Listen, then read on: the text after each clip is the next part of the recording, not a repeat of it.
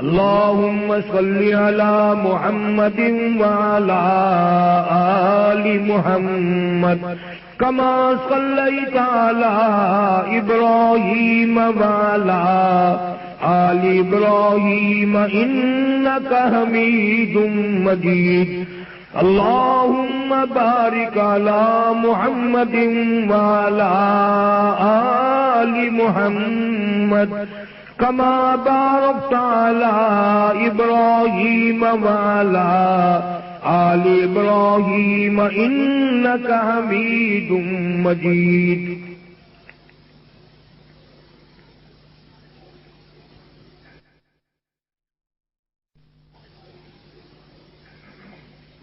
اللہ رب العالمین احکم الحاکمین سارے جہان کا خالق و مالک اس پوری کائنات کو پیدا فرمانے والا اور اس کو چلانے والی ایک اللہ کی ذات ہے۔ آسمانی نظام، زمین کا نظام، چاند سورج ستاروں کا نظام، مخلوق کے مرنے جینے کا نظام سارا اللہ تعالیٰ نے اپنے دائرہ اختیار میں رکھا۔ کسی کو اللہ نے کبھی کسی حال میں بھی شریک نہیں بنایا۔ بندوں کی جتنی ضروریات اور حاجات ہیں خداوند کریم نے ان سب کو اچھی طرح سے مالا مال فرمایا اور کسی کو اس کائنات میں اپنی طرف سے تنگ نہیں کیا۔ اس کا نام ساری زندگی نہ لو، اس کی ذات وحدانیت کو تسلیم بھی نہ کرو، ایک دن بھی کسی کو بھوکا نہیں رکھتا، ساری عمر اس کے احکام کی خلاف ورزی کرتے رہو، کبھی پیاسا نہیں مارتا۔ آپ اور ہم جس سے ناراض ہو جائیں، نہ کھانا دیں، نہ پانی دیں، نہ کپڑا دیں، جان سے مار دیں، اللہ کتنا ارحم الراحمین ہے، سب کچھ دیکھتے ہوئے بھی کھلاتا ہے، پلاتا ہے، پہناتا ہے، چلاتا ہے، حلیم ذات ہے۔ اگر اس کی ذات حلیم نہ ہوتی تو ہمارے اعمال، ہمارے کردار، ہماری بدعملی ہمیں یہاں تک لے گئی کہ بھوکا مارا جاتا، پیاسا مارا جاتا۔ اسی لیے نبی پاک صلی اللہ تعالی علیہ وسلم کو اللہ پاک نے مبعوث فرمایا اور انسانوں میں سے بھیجا تاکہ انہیں دقت کوئی نہ ہو۔ امت کا نبی بھی اس بات کو سمجھے کہ بھوک کیسی ہوتی ہے، پیاس کیسی ہوا کرتی ہے، تنگی کیسے آیا کرتی ہے۔ ساری چیزیں اللہ پاک نے نبی پاک صلی اللہ علیہ وسلم کو نمونے کے طور پر پیش کر دیا۔ میرے امتیوں، نماز کا کے احکام، روزے کے احکام، زکات کے احکام، شرعی احکام تمام کے تمام میرے محبوب کریم صلی اللہ علیہ وسلم تمہیں بتلا رہے ہیں، اس پہ عمل کرو گے جنت کا راستہ آسان ہے۔ اسی لیے حضور پاک صلی اللہ علیہ وسلم نے فرمایا کہ اگر عائشہ صدیقہ رضی اللہ تعالی عنہا نہ ہوتی دین ناقص رہ جاتا، گویا اور اسلام اور ایمان کی تکمیل کا ذریعہ بنی۔ پھر حضور کریم صلی اللہ علیہ وسلم کی ذات اقدس عورت سے بے نیاز نہیں۔ عرب کا مشہور خاندان ہاشمی قریشی خاندان، اس کائنات میں آپ تشریف لائے۔ ہمارا اور ہمارے اکابر کا عقیدہ ہے اس دنیا کی عمر میں، ساری دنیا کی عمر میں وہ دن نرالا، وہ رات نرالی جس رات کو حضور صلی اللہ علیہ وسلم اس کائنات میں دنیا میں تشریف لائے۔ علماء کی اس بحث میں جانا نہیں چاہتا۔ اللہ والوں نے بڑی بڑی کتابیں لکھی سیرت پہ، یوں بھی لکھا ہے کہ دن کا رات کا جھگڑا ہوا۔ دن کہتا تھا یا اللہ یہ سعادت مجھے عطا فرما، جب نبی دنیا میں تشریف لائیں دن ہونا چاہیے۔ رات کہتی تھی مولا یہ شرف مجھے ملنا چاہیے۔ یہ سعادت مجھے ملنی چاہیے۔ تو اللہ تعالیٰ نے دونوں کو راضی کر دیا۔ رات ختم ہو رہی تھی، دن نکل رہا تھا، کالی کملی والے تشریف لا رہے تھے۔ رات کو بھی راضی کیا، دن کو بھی راضی کیا۔ پھر کیسے گھر میں؟ آج ہر مرد عورت کی ایک تمنا ہے، ایک آرزو ہے، مالدار گھر ہو، دولت مند گھر ہو، خاندان بہت امیر ہونا چاہیے۔ حالانکہ نبی پاک صلی اللہ تعالی علیہ وسلم جس رات میں سیدہ آمنہ خاتون رضی اللہ تعالیٰ عنہ کے یہاں تشریف لائے، علماء کرام نے لکھا ہے اتنی تنگی تھی، اتنی پریشانی تھی، چراغ میں تیل ڈالنے کے لیے گھر میں پیسہ کوئی نہ تھا۔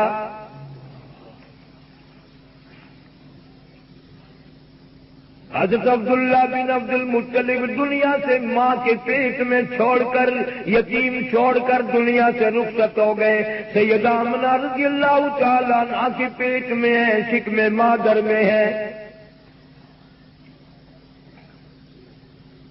عبد المطلب حضور کے دادا گھر پہ کھانا کھانے کے لیے آتے ہیں اور کھانا کھا کر چلے جاتے ہیں۔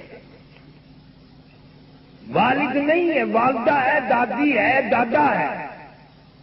ایک دن اشارہ کر کے دادی نے دادے کو بٹھا لیا کہ میری بات تو سنو۔ عبد المطلب نے کہا کیا بات ہے؟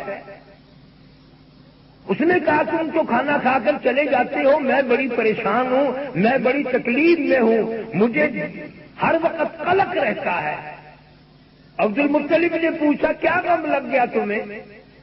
تو کہنے لگی کہ غم نہ لگے، عزت والا خاندان، آبرو والا خاندان، قریش کا خاندان، اور یہ ہماری بیوہ جو ہے یہ ہے بھی حمل سے، ہے بھی پیٹ سے، لیکن یہ اتنا تیز عطر استعمال کرتی ہے، خوشبو لگاتی ہے، میں ڈرتی ہوں کہیں بے عزتی نہ ہو جائے، کہیں داغ نہ لگ جائے، خاندان کا ناک نہ کٹ جائے، ہے بیوہ، ہے بھی پیٹ سے، ہے بھی حمل سے، اتنا تیز عطر لگاتی ہے، یہ گھر سارا مہکا رہتا ہے، یہ شہر سارا مہکا رہتا ہے خوشبو سے، ہر جگہ خوشبو ہی خوشبو ہے۔ ذرا اس سے پوچھو یہ خوشبو کہاں سے لاتی ہے؟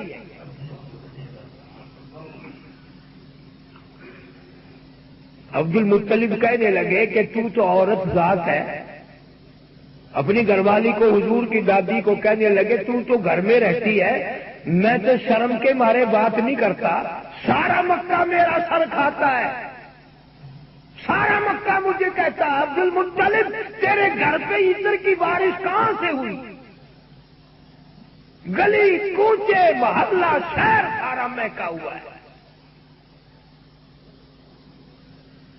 تو عبد المطلب کو حضور صلی اللہ علیہ وسلم کی دادی کہنے لگی کہ یہی تو مجھے پریشانی کھائی جا رہی ہے۔ تو عبد المطلب نے بردستہ کہا کہ آپ تو گھر میں رہتی ہیں، ساس اور بہو کہیں دور دور تو نہیں، پوچھ کیوں نہیں لیتی؟ معلوم کیوں نہیں کر لیتی؟ اس کو کون خوشبو لا کے دیتا ہے؟ کہاں سے عطر لایا جاتا ہے؟ اللہ اکبر۔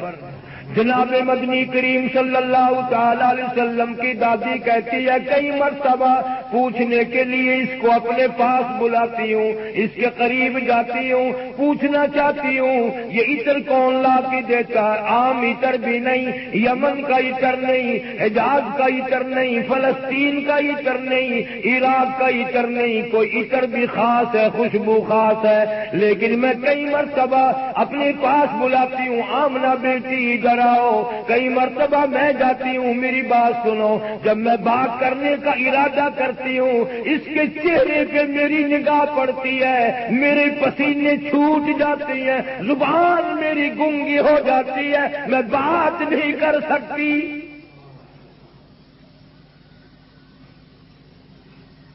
میری ہمت نہیں پڑتی بات کرنے کی، زبان شل ہو جاتی ہے، طبیعت روم میں آ جاتی ہے، پسینے آ جاتے ہیں مجھے۔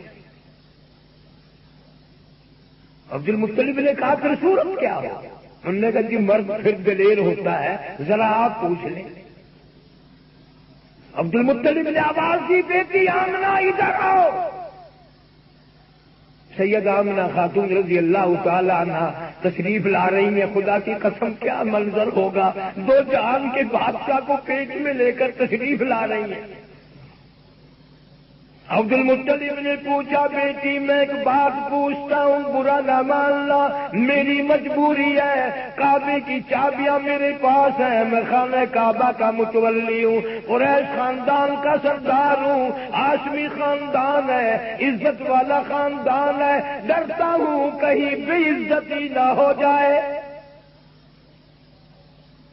آپ کو یہ عطر کون لا کے دیتا ہے، یہ خوشبو کون لا کے دیتا ہے، یہ کہاں سے خوشبو آتی ہے؟ عام عطر کوئی نہیں، بڑا مہنگا عطر ہے، بڑی مہنگی خوشبو ہے، دنیا میں ہم نے آج تک ایسی خوشبو دیکھی نہیں، تم کہاں سے لاتی ہو؟ سیدہ آمنہ رضی اللہ تعالیٰ عنہا رونے لگی، ابا نہ تم لائے نہ میں لائی نہ کوئی لایا، مجھے خوشبو والے کی دکان کا پتہ نہیں، میں بازار میں کبھی گئی نہیں، میں نے بازار کبھی دیکھا ہی نہیں، نہ تم لائے نہ میں لائی، کوئی نہیں لایا کوئی نہیں لایا۔ اپنے پیٹ پہ ہاتھ رکھ کے کہتی ہے بس ایسا معلوم ہوتا ہے اس آنے والے مہمان کی برکت ہے۔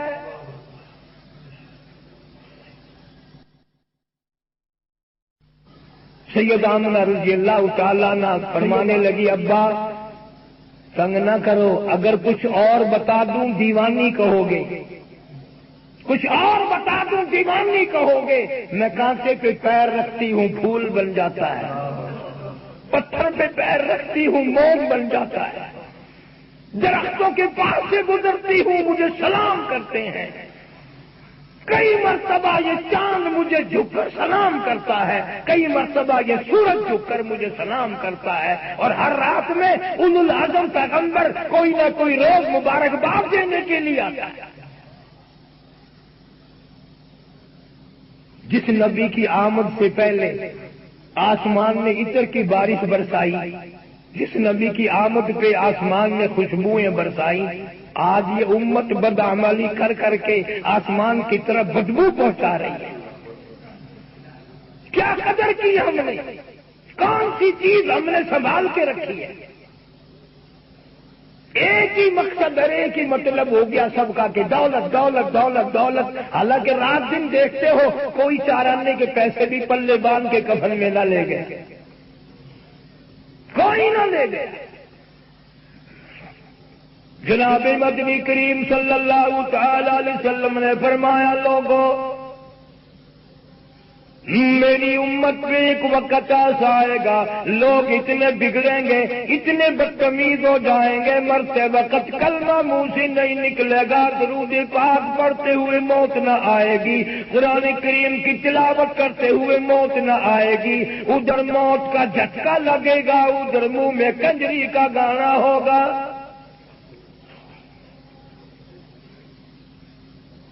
صحابہ اکرام رضوان اللہ تعالی علیہ مجمعین کا لشکر جا رہا ہے، نبی پاک صلی اللہ علیہ وسلم بھی ساتھ ساتھ ہیں۔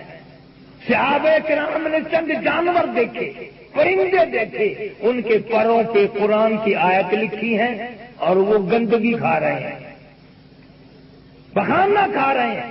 صحابہ اکرام لرز گئے، ڈر گئے، یا رسول اللہ صلی اللہ علیہ وسلم قرآن کی بے ادبی ہو گئی، قرآن کی توہین ہو گئی، قرآن کی بے حرمتی ہو گئی، قرآن کی آیتیں لکھی ہے اور گندگی کھا رہے ہیں۔ حضور صلی اللہ علیہ وسلم نے فرمایا، میرے صحابہ قیامت کا وقت تمہیں دکھایا جا رہا ہے، میری امت پہ ایک وقت ایسا ہی آئے گا، قرآن بھی پڑھیں گے، بدماشی بھی کریں گے، زنا بھی کریں گے، جھوٹ بھی بولیں گے۔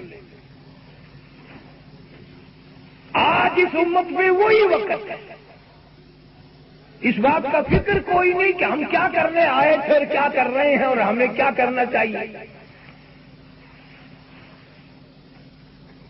سارے صحابہ اکرام نے انہی چیزوں سے سبق لیا اور اتنا عمل کیا کہ نبی کا فرمان تو کیا اشاروں پہ جان دے دی۔ اور اسلام میں سب سے پہلی شہادت، سب سے پہلی قربانی ایک عورت کی ہے۔ سیدہ سمیہ رضی اللہ تعالی عنہا 70 سالہ بوڑھی عورت ہے، ویسے عمر کی زیادہ ہے، طبیعت کی کمزور ہے، ایمان کی بڑی مضبوط ہے۔ اس نے یہ دیکھا بھی نہیں کہ اس نے سنا ہو آج اس نے قربانی دی ہے، کل اس نے قربانی دی ہے، پرسوں اس نے یہ بات بھی نہیں، پہلا موقع ہے۔ سیدہ سمیہ رضی اللہ تعالیٰ عنہا کو مکے والے گرفتار کر کے میدان میں لے آئے، اونٹ کھڑے کر کے دونوں طرف رسے گلوں میں ڈال دیے، سیدہ سمیہ رضی اللہ تعالیٰ عنہ کے پیروں میں باندھ دیے، لا الہ الا اللہ محمد الرسول اللہ صلی اللہ علیہ وسلم کلمے کا انکار کر، اللہ کی توحید کا انکار کر، اللہ کی وحدانیت کا انکار کر، اللہ کے ایک ہونے کا انکار کر۔ سیدہ سمیہ کہتی ہے پاگل ہے، اور چودھری تجھے کیا معلوم ہے، کلمہ میری زبان کی نوک پہ ہوتا میں چھوڑ دیتی، کلمہ میرے منہ میں ہوتا میں چھوڑ دیتی، کلمہ تو میرے خون کے قطرے قطرے میں بسا ہوا ہے، میں نکال نہیں سکتی، کوئی طاقت نہیں نکال سکتی۔ حضرت عمار رضی اللہ تعالی عنہ جوان بیٹا ہے سیدہ سمیہ رضی اللہ تعالی عنہ کا، بلایا ہے آخری وقت میں اور بلا کے فرمایا بیٹے حضور صلی اللہ علیہ وسلم کی خدمت میں جا اور جا کر میرا آخری سلام پہنچا، میں آخری سلام پہنچا، جا رہی ہوں دنیا سے۔ وہ 2 قدم ابھی چلا ہوگا، پھر واپس بلایا اور بلا کے فرمانے لگی ایک اپیل جا کے کر دو، ایک گزارش کر دو، ایک درخواست دے دو دربار رسالت صلی اللہ علیہ وسلم میں کہ اگر آپ یہاں پہاڑ پہ سامنے تشریف لے آئیں، جب مجھے یہ چیر کر ٹکڑے کر رہے ہوں ادھر ٹکڑے بنے، چیرنے کی تکلیف ہو ادھر دیدار کرتی جاؤں، مجھے کوئی تکلیف نہ ہوگی، کوئی پریشانی نہیں ہوگی، نبی کا آخری وقت میں دیدار مل گیا اور کیا چاہیے۔ حضرت عمار رضی اللہ تعالیٰ عنہ نے جا کے عرض کر دیا، سرکار دو عالم صلی اللہ علیہ وسلم تشریف لے آئے، اندازہ لگاؤ اونٹ دوڑائے جا رہے ہیں۔ پھر کہا ابو جہل نے اب بھی کلمے کا انکار کر دو ہم چھوڑ دیں گے۔ کہنے لگی بدبخت تجھے کیا معلوم ہے، تو مجھے ڈراتا ہے دمکاتا ہے اور میری آنکھیں بہشت کے 8 دروازے کھلے ہوئے دیکھ رہی ہیں، 8 دروازے کھلے ہوئے دیکھ رہی ہیں میری آنکھیں۔ کیوں؟ اس لیے کہتا فرمایا الفت میں برابر ہیں، وفا ہو یا کہ جفا ہو، ہر چیز میں لذت ہے گر دل میں مزہ ہو۔ جب کسی کے لیے مار کھائی جائے کوئی تکلیف نہیں ہوا کرتی ہے، جفا جو ہوتی ہے عشق میں وہ جفا ہی نہیں، اور جو بے ستم ہو محبتی اس میں کوئی مزہ ہی نہیں۔ سیدہ سمیہ رضی اللہ تعالیٰ عنہ کو درمیان سے چیر کر ٹکڑے کر دیے گئے، پرواہ نہ کی، ایمان نہ جانے دیا۔ سارے مکے کے رئیسوں نے مل کر ظلم ڈھایا مگر ذرہ برابر بھی اف نہ کی۔ اسلام کی تاریخ میں سب سے پہلے ایک عورت نے قربانی دے کر یہ ثابت کر دیا کہ عورت کا مقام صرف کھانا پکانا نہیں بلکہ عورت بھی سب کچھ کر سکتی ہے۔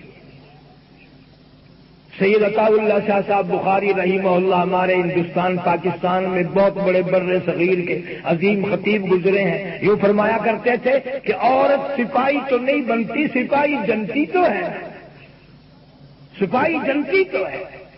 جب عورت قرآن پڑھتی پڑھتی دودھ پلایا کرتی تھی بچے کو، جب لوریاں قرآن کی دیا کرتی تھی، عورت کی گود سے شاہ عبد القادر جیلانی آیا کرتے تھے، اس عورت کی گود سے خواجہ قطب الدین بختیار کاکی رحمہ اللہ آیا کرتے تھے، خواجہ نظام الدین اولیاء رحمہ اللہ تشریف لاتے تھے۔ لیکن جب عورتوں نے VCR اور ٹیلی ویژن پہ بیٹھ کے دودھ پلانا شروع کر دیا، بدماش آ رہے ہیں، گنڈے آ رہے ہیں۔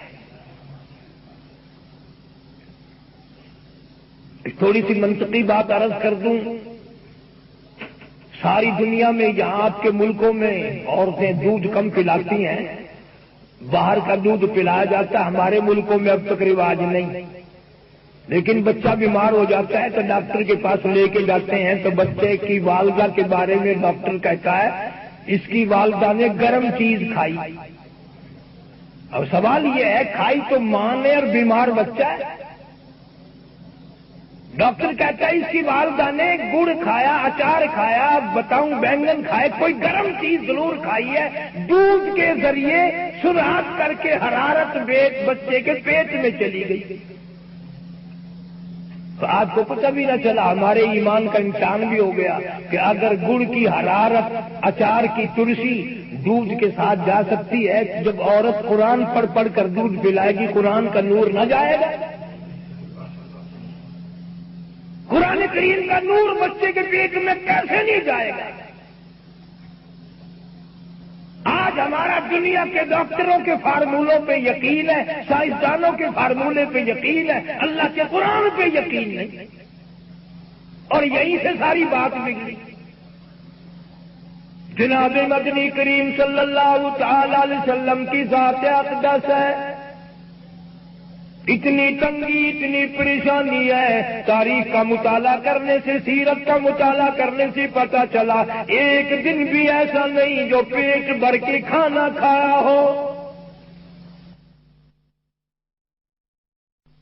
دقتیں ہی دقتیں ہیں, تکلیف ہی تکلیف ہے. پھر ارشاد فرمایا حضور کریم صلی اللہ تعالی علیہ وسلم نے کن فی الدنیا کأنک غریب, اور لوگوں دنیا میں مسافر کی طرح ٹھہرو, نہ جانے کس وقت بلاوا آ جائے. الدنیا مزرعۃ الآخرہ, دنیا آخرت کی کھیتی ہے. جو یہاں بو کے جاؤ گے, جو کھیتی کاشت کر کے جاؤ گے, وہی آخرت میں ملے گی. ایسی ایسی عورتیں اس دنیا میں آئی, بڑی بڑی محدثہ تھی, بڑی بڑی مفسرہ تھی. کہ اللہ والوں سے, علماء کرام سے پوچھو, روح المعانی زمین کے اوپر آسمان کے نیچے قرآن کی سب سے بڑی تفسیر ہے, 30 جلدوں میں ہے. سید محمود علوسی مفتی بغداد مرحوم مقدمے میں لکھتے ہیں کہ میں نے اس قرآن کی تفسیر میں جتنے علم درج کیے ہیں زیادہ تر میں نے اپنی خالہ سے سیکھے. وہ کتنی بڑی علامہ ہوگی, وہ کتنی بڑی اللہ والی ہوگی.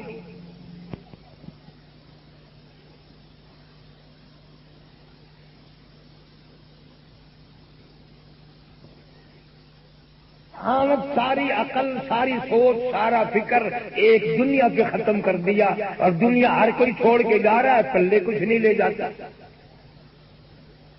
اسی لیے قرآن کریم نے اعلان کرتے ہوئے فرمایا یا ایھا النبی اذا جاءک المؤمنات, میرے محبوب کریم صلی اللہ تعالی علیہ وسلم جب عورتیں, مومن عورتیں, مسلمان عورتیں آپ کے پاس آئیں بیعت ہونے کے لیے, مرید بننے کے لیے, آپ ان سے پہلی شرط لیں, 6 شرطیں طے کریں.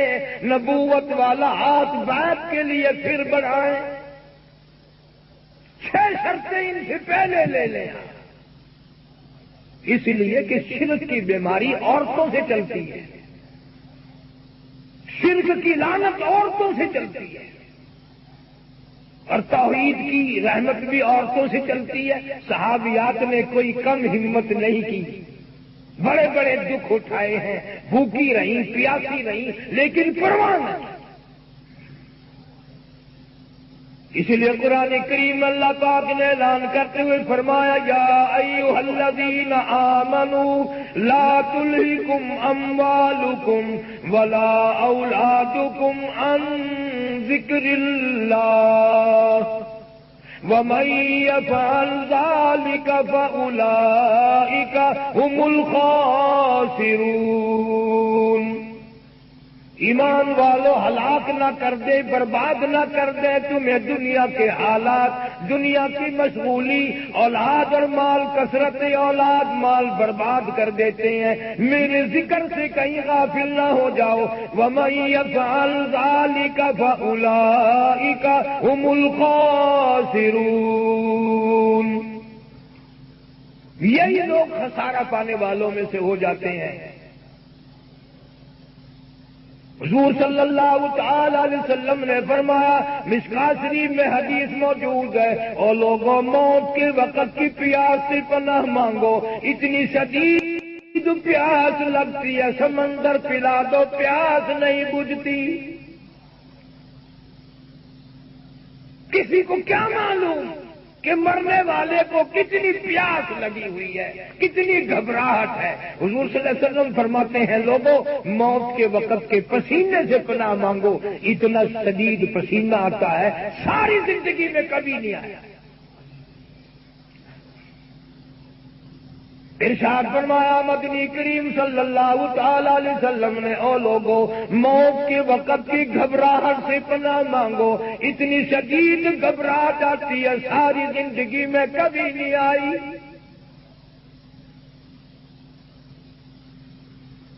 اتنی تکلیف ہوتی ہے، موت کا ایک جھٹکا لگنے سے کانوں کے پردے پھٹ جاتے ہیں، آنکھوں کا نور ختم ہو جاتا ہے، سارے جسم کا خون ایک قطرہ باقی نہیں رہتا۔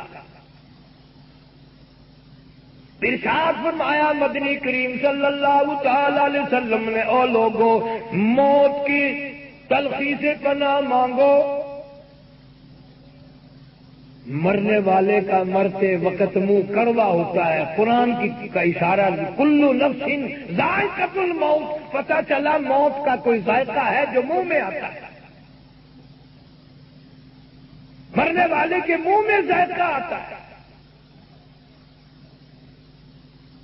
عیسیٰ علیہ السلام کے معجزات لکھتے ہوئے علماء کرام لکھتے ہیں کہ عیسیٰ علیہ السلام کو اللہ پاک نے معجزہ بخشا تھا، قبر پہ کھڑے ہو کر فرماتے قم بإذن اللہ، مردہ زندہ ہو کے سامنے آ جاتا تھا کچھ دیر کے لیے۔ تو عیسیٰ علیہ السلام کی قوم میں سے کسی نے کہا کہ آپ نئی نئی قبروں سے مردے زندہ کرتے ہیں، آؤ ہمیں پرانی قبر پہ آپ کو لے کے چلتے ہیں، ذرا مردہ زندہ کر کے تو دکھاؤ۔ عیسیٰ علیہ السلام تشریف لے گئے، قبر پہ کھڑے ہو کر فرمایا قم بإذن اللہ، زندہ ہو جا۔ ایک نوجوان زندہ ہو کر سامنے آ گیا۔ عیسیٰ علیہ السلام نے فرمایا تو کون ہے؟ وہ کہنے لگا میرا نام سام ہے، میں حضرت نوح علیہ السلام کا بیٹا ہوں۔ عیسیٰ علیہ السلام نے فرمایا تجھے تو بڑا وقت گزر گیا قبر میں، تجھے تو بڑا عرصہ کئی ہزار سال قبر میں گزر گئے، کئی ہزار سال مدت گزر گئی، کچھ قبر کا حال بتا، کچھ قبر کا ماحول بتا، کوئی قبر کی خبر بتا، اتنی مدت تجھے قبر میں گزر گئی۔ وہ نوجوان رونے لگا اور کہنے لگا او عیسیٰ علیہ السلام آپ کو قبر کی پڑی ہے، آپ قبر کا حال پوچھتے ہیں، آپ قبر کا حال پوچھنا چاہتے ہیں، اور مجھ سے آپ پہلے یہ کیوں نہیں پوچھتے کہ موت کا جھٹکا کتنا شدید ہے؟ کتنے سال گزر گئے میری موت کو، مالک کائنات کی قسم آج تک میرا منہ کڑوا ہے، میرے پیروں کے ناخن بھی کڑوے ہیں، سارا جسم کڑوا ہے، آج تک کتنے ہزار سال گزر گئے۔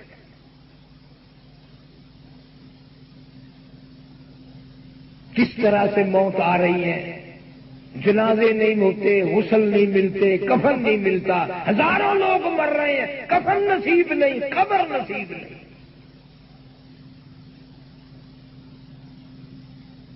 صحابہ اکرام رضوان اللہ تعالی علیہم اجمعین کی سمجھ میں ایک ہی فارمولہ آیا تھا کہ بس پیغمبر کے اشاروں پہ جان دے دو، ساری زندگی کھپا دو، اگر یہ ہو گیا تو پھر کامیابی کامیابی ہے، پھر کوئی چیز دکھ نہیں دینے والی۔ اور آپ کی اور میری موت کا تو کیا کہنا، جناب مدنی کریم صلی اللہ علیہ وسلم کا آخری وقت آیا، حضرت اماں عائشہ صدیقہ فرماتی ہیں دیکھو عورتوں تم تو بڑی خوش قسمت ہو، نبی سب سے پہلے عورت کی گود میں آیا، اور نبی کا جب وفات کا وقت آیا تو عورت ہی کی گود تھی۔ کوئی نہیں ثابت کر سکتا سیدنا ابو بکر صدیق رضی اللہ تعالیٰ عنہ کی جھولی میں موت نہیں آئی، حضرت علی رضی اللہ تعالیٰ عنہ کی جھولی میں موت نہیں آئی۔ جناب عائشہ صدیقہ رضی اللہ تعالیٰ عنہ کی جھولی ہے، فاطمہ الزہرا رضی اللہ تعالیٰ عنہ پاس بیٹھی ہیں، فرماتی ہیں کہ مجھے حضور صلی اللہ علیہ وسلم نے فرمایا میری عائشہ ٹھنڈا پانی لا، میں سمجھی پیاس لگی ہوگی، میں پانی لے کر آئی، مجھے اشارہ کر دیا یہاں رکھ دے، میں نے پانی کا پیالہ رکھ دیا، رحمت والا ہاتھ پانی میں بھگو کر رحمت والے ہاتھ سے اپنے چہرے انور پہ چھینٹے مارنے لگے، پانی ٹپکانے لگے۔ میں نے پوچھا میرے محبوب کیا بنی، یہ کیا گھبراہٹ ہے، یہ کیسی تکلیف ہے، یہ پسینے کیسے ہیں؟ فرمایا میری عائشہ تو نہیں جانتی موت کتنی گھبراہٹ والی چیز ہے۔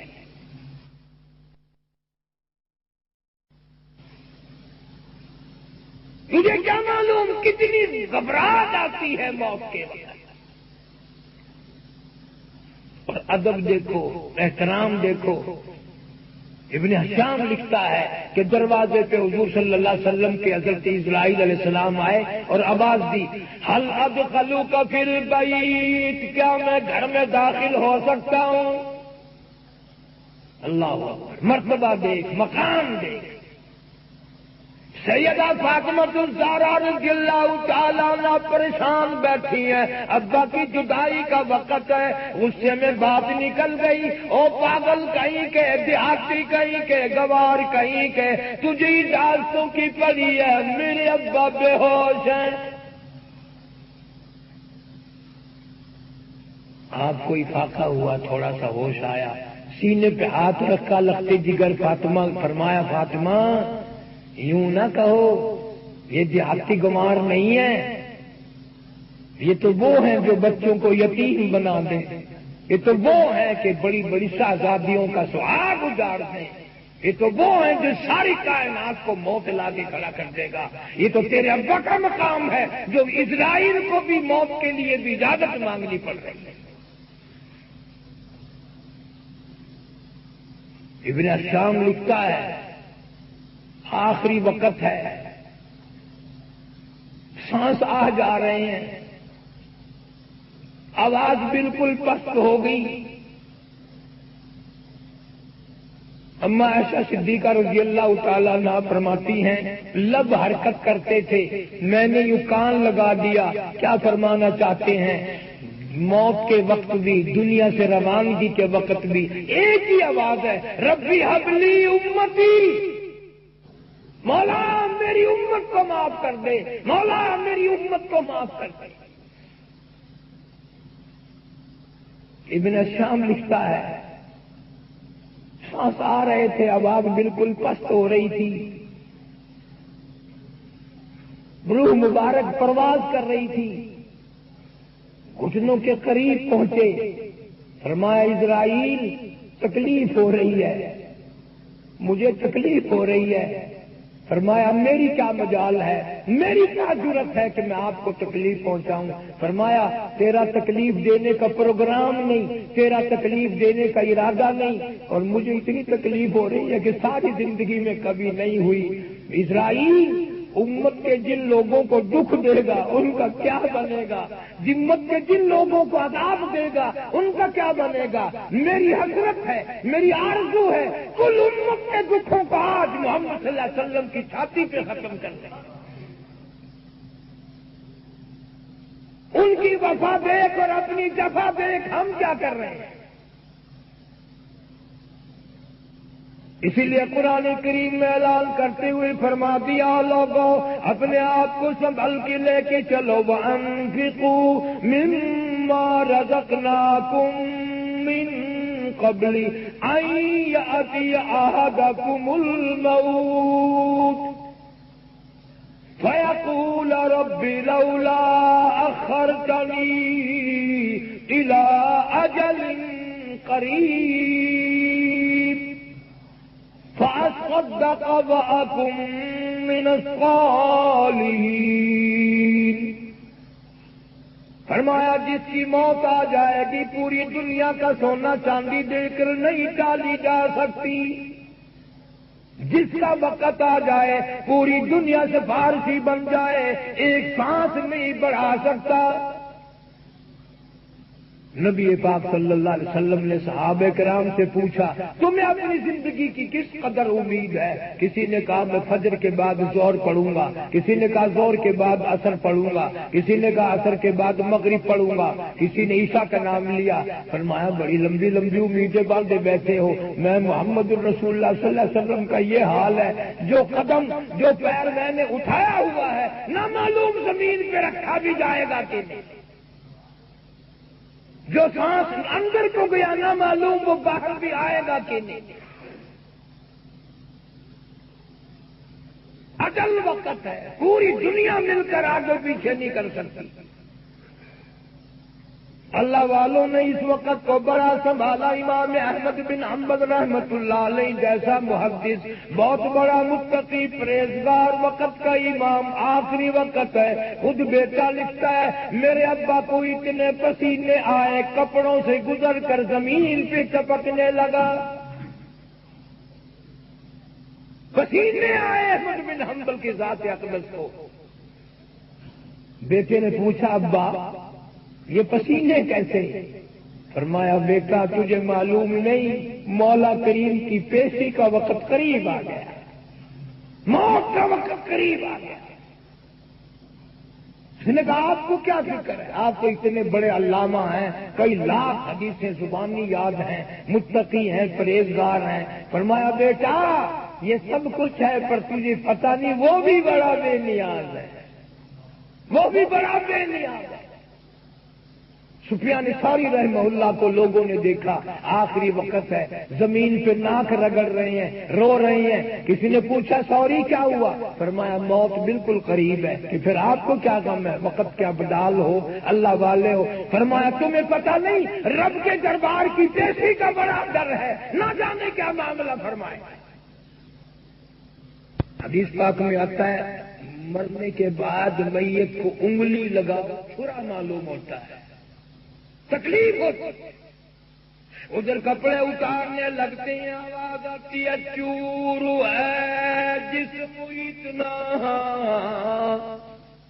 چور ہے جسم اتنا، کرم کیجیے غسل آہستہ آہستہ سے دیجیے، میرے کپڑے اتارو سنبھال کے، او مجھے غسل دینے والوں، او میرے کپڑے اتارنے والوں، او مجھے ننگا کرنے والوں، آہستہ کپڑے اتارو۔ تمہیں کیا معلوم ہے میں موت کا صدمہ اٹھا کے آیا، میں موت کا جھٹکا کھا کے آیا، میری رگوں کو توڑ کے رکھ دیا گیا، تیری انگلی بھی آج مجھے چھرے کی طرح معلوم ہوتی ہے۔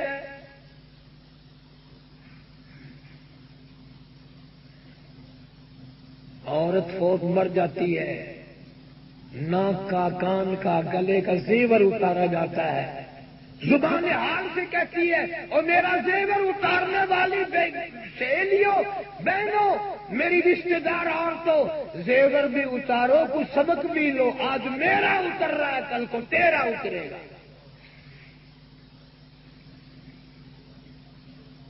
میرا سچ جوڑا اتارنے والی عورتوں، مجھے ننگا کرنے والی ہو، عقل کرو، آج میری باری کل کو تیری باری،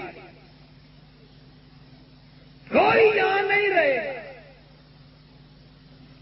چھوٹے چھوٹے بچے امی امی کرتے رہ جاتے ہیں، کئی دفعہ دیکھا بچے رو رہے ہیں امی، یہ سارا دن گزر گیا امی۔ ایک دن تو میں نے سر پہ ہاتھ رکھ کے پوچھا کہ کیوں رو رہے ہو؟ کہتے اماں سوئی ہوئی ہے، آواز دے دے کر تھک گئے، بولتی نہیں۔ اسے کیا معلوم ایسی سو گئی اب جاگے گی نہیں۔ شہزادوں کے بچے رل گئے، بڑے بڑے امیروں کے بچوں نے لوگوں کے دروازوں پہ دھکے کھائے۔ اسی لیے کہتا کنبا قبیلہ چھوڑ کی باری، سچی گھر کی کر تیاری، یہ نہ سمجھنا کیلی سدھاری، سبھی چلیں گے باری باری۔ آج میرا نمبر ہے، کل کو تیرا نمبر ہے، آج میری موت آ گئی، مجھے تو شاید کوئی رونے والا بھی نہ ہو، تو چھوٹے چھوٹے بچے تم کو روئیں گے، اماں آپ جانا کریں گے، اماں کا نام سنیں گے، محبت کو ترسیں گے، اماں پیار کیسے کیا کرتی ہے۔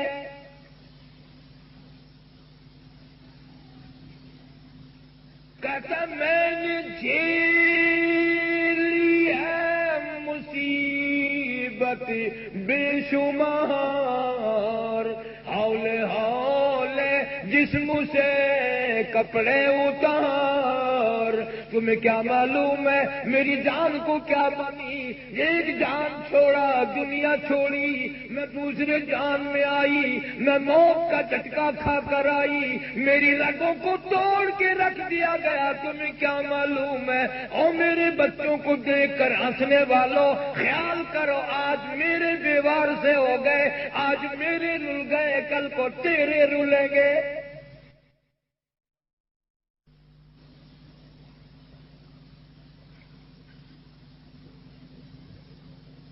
دنیا دیکھتی ہے، عقل نہیں کرتی، عبرت نہیں پکڑتے کہ یوں قبیلے اجڑا کرتے ہیں، یوں خاندان اجڑا کرتے ہیں، یوں ملک اجڑ جایا کرتے ہیں۔ جانوں پر صدمے پڑے ہیں متصل، اور غسل کے پانی کو کر لے معتدل، مجھے غسل دینے والوں خیال کرو، گرم ٹھنڈے کا خیال کرو، میری زبان بند ہے، کل کو تیری بھی بند ہو جائے گی، خود خیال کر، آج میری زبان بند ہے، مجھے پتہ چل گیا، میں نے نمازوں کی پرواہ نہ کی، آج موت کچھ اور طرح آئی ہے، کسی اور طریقے سے موت آئی ہے۔ ابراہیم علیہ السلام نے اسرائیل سے کہا کہ مجھے عذاب دینے والی شکل تو دکھا، عرض کیا گیا خلیل اللہ نہیں دیکھ سکو گے، فرمایا نانا دکھاؤ تو صحیح کہ نہیں دیکھ سکو گے، فرمایا ہاں نہیں دکھاؤ تو صحیح، تو حضرت اسرائیل علیہ السلام نے فرمایا خلیل پھر ذرا پرلی طرف منہ کر، یوں منہ پھیرا، آواز آئی اب میری طرف دیکھ، ابراہیم خلیل اللہ جیسا پیغمبر دھڑام سے زمین پہ بے ہوش ہو کر گر پڑے اور فرمایا کوئی عذاب نہ ہو، قبر کا عذاب نہ ہو، جہنم کا عذاب نہ ہو، اس کی شکل کو دیکھنا سب سے زیادہ عذاب ہے، اس کی شکل کو دیکھنا سب سے زیادہ عذاب ہے۔ وہ کتنا بڑا عذاب ہوگا، حضور صلی اللہ علیہ وسلم نے فرمایا میرا جی چاہتا تھا میں تمہیں قبر کا عذاب دکھاؤں، پر میں ڈر گیا ہوں کہیں تم مردوں کو دفن کرنا نہ چھوڑ دو، دفن کرنا نہ چھوڑ دو، میں اس خوف سے تمہیں نہیں دکھاتا۔ آخر کوئی وجہ تھی کہ حضور صلی اللہ علیہ وسلم جیسا نبی، سارے جہان کا سردار، سارے انبیاء کا سردار، ہر نماز کے بعد عذاب قبر سے پناہ مانگتے ہیں۔ آج مرد بھی عورتیں بھی بننے ٹھننے میں، شمارنے بگڑنے میں، ہر وقت کھیل تماشے میں لگی ہوئی ہیں، نہ کسی کو یہ فکر ہے موت آئے گی، نہ یہ فکر ہے کہ قبر کا اندھیرا، اس اندھیری کوٹھری میں جانا ہی جانا ہے۔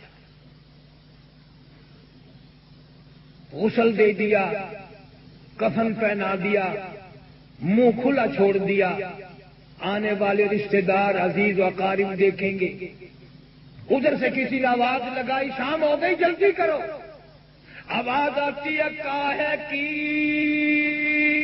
جلدی ہے میرا منہ نہ ڈھک، او دیکھ لیں بھائی بہن کچھ دیر تک، او جلدی کرنے والوں یہ دنیا میں نے چھوڑ دی، دولت بھی چھوڑ دی، مکان تمہارا، دکان تمہاری، کاروبار تمہارا، یہ کفن کا ٹکڑا تم نے دیا ہے، ذرا اور ٹھہر جاؤ، ساری دنیا کو تم دیکھو گے، ساری دنیا تمہیں دیکھے گی، میری شکل آج کے بعد نظر نہ آئے گی،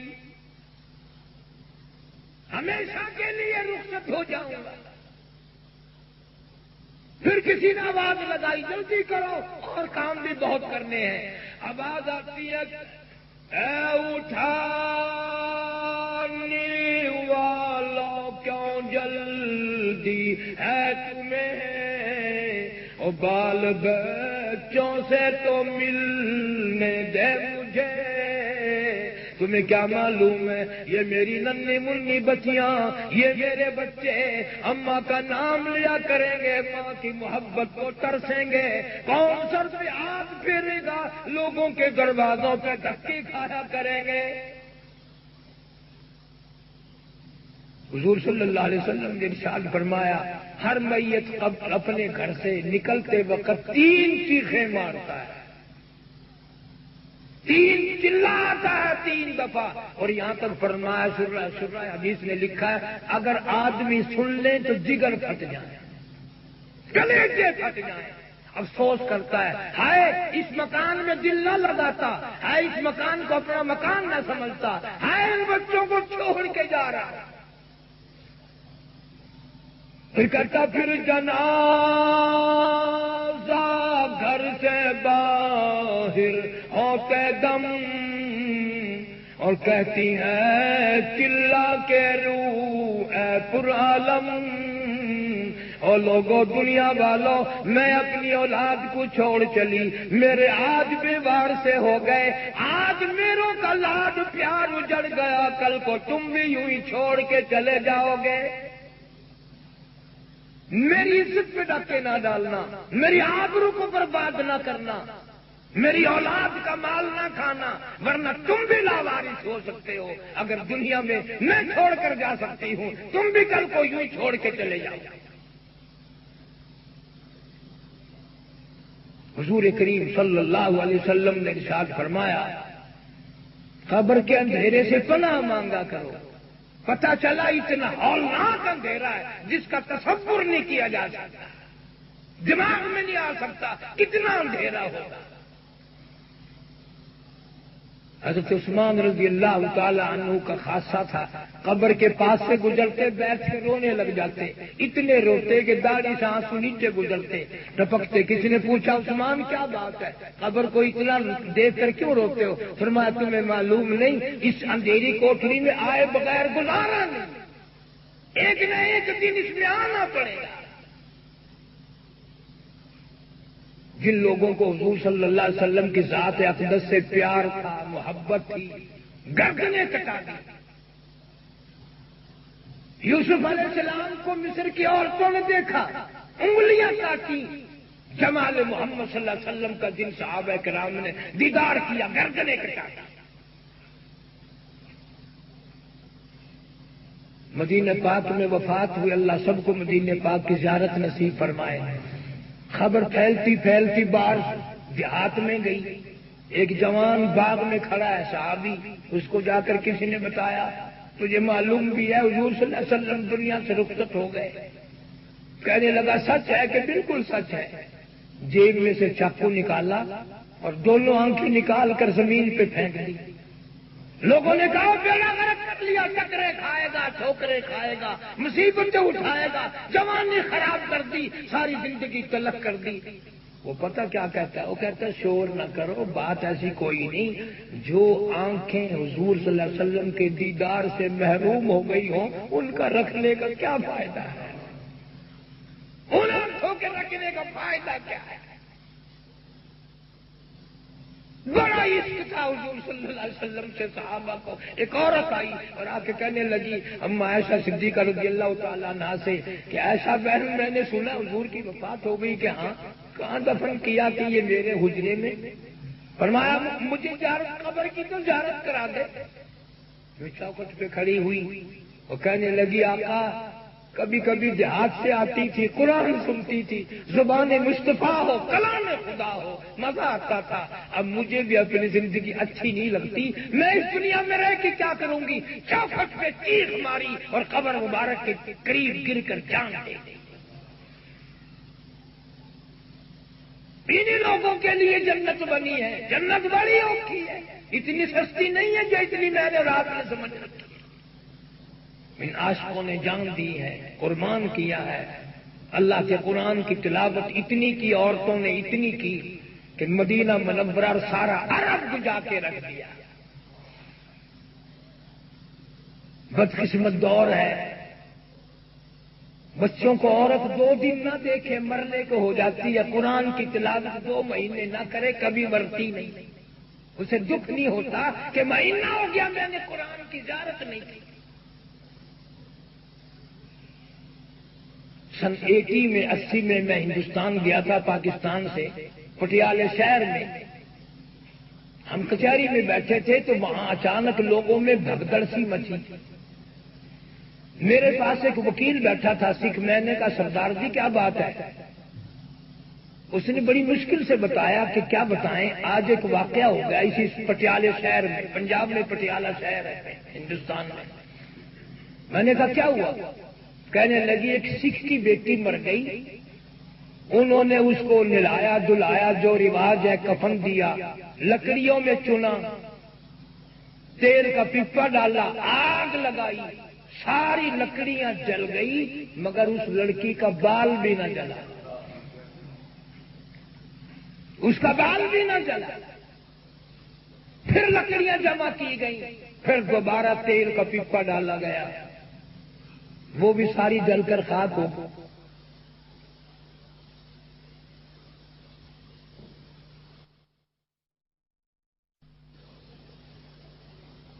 سکھوں نے مسلمانوں کو بلا کر کے کہا بھائی ہمارے بس کی بات نہیں، 2 دفعہ خرچہ کر چکے ہیں، یہ مسلمان ہے تم لے جاؤ۔ مسلمان لائے، غسل دیا، کفن دیا، جنازہ پڑھ کے قبر میں دفن کیا۔ قرآن ایسی چیز ہے جو یہاں بھی جلنے سے بچاتا ہے، وہاں بھی جلنے سے بچاتا ہے۔ اس لیے ضروری ہے ہر بہن بیٹی، ہر مرد اور اس اللہ کے قرآن کو مضبوطی سے تھامو۔ نماز کا اتنا خیال کرو ایک نماز بھی قضا نہ ہونے پائے، ایک نماز بھی قضا نہ ہونے پائے۔ یہی نماز قبر میں ڈیرے کی جگہ روشنی بنے گی، یہی نماز حساب و کتاب کے وقت تیری سفارشی بنے گی۔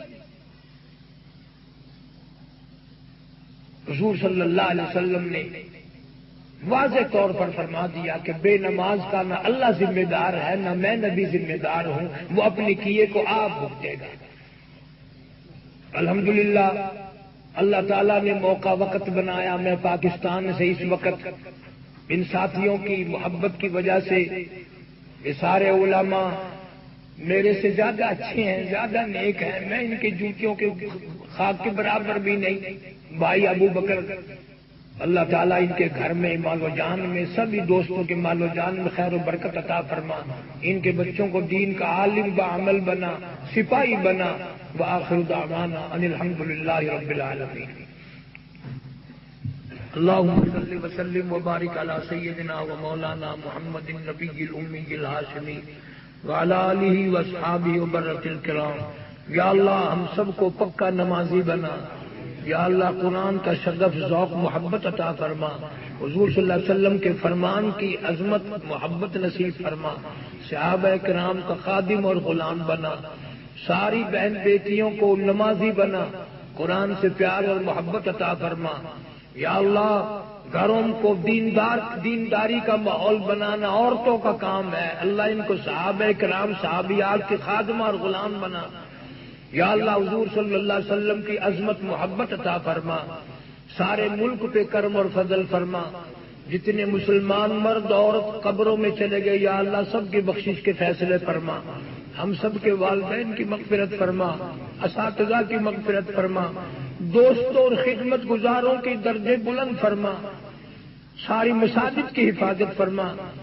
پاکستان میں بڑا انتشار ہے، بڑی گڑبڑ ہے، اللہ تعالیٰ اپنا کرم و فضل فرما۔